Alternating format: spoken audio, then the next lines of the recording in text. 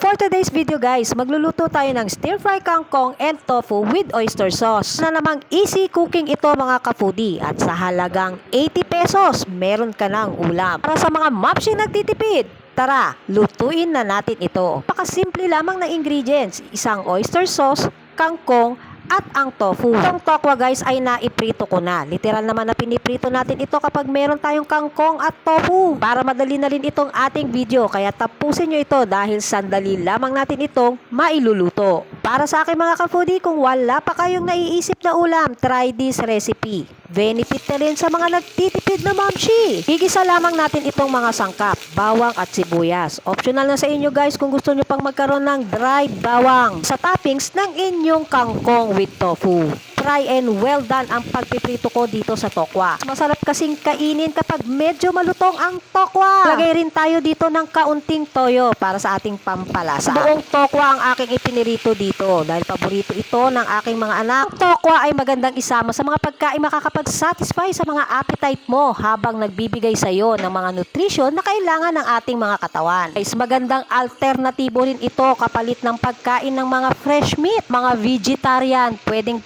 itong gawin mong meat. Tapos natin igisa yung stem ng kangkong. Ilalagay naman natin yung dahon. Guys, wala pang 30 minutes, mailuluto mo na ito. Habang niluluto natin ang dahon ng kangkong, maglalagay na rin tayo ng oyster sauce. Diyang hinuli ko ang paglagay ng oyster sauce para ito'y maging mas malasa. Maglalagay rin tayo ng kaunting asin, pero depende na sa inyong panglasa guys kung gaano kadaming asin ang inyong ilalagay. Maahan mo na rin ng pamintang durog. Maalat na kasi ang oyster sauce at yung inilagay nating toyo. Kaya na sa inyo kung paanong diskarteng lasa ang inyong ititimpla. Guys, promise, magiging manamis-namis at masarap ang lasa nitong inyong stir fry kangkong and tofu. Lagay rin ako dito ng kaunting tubig.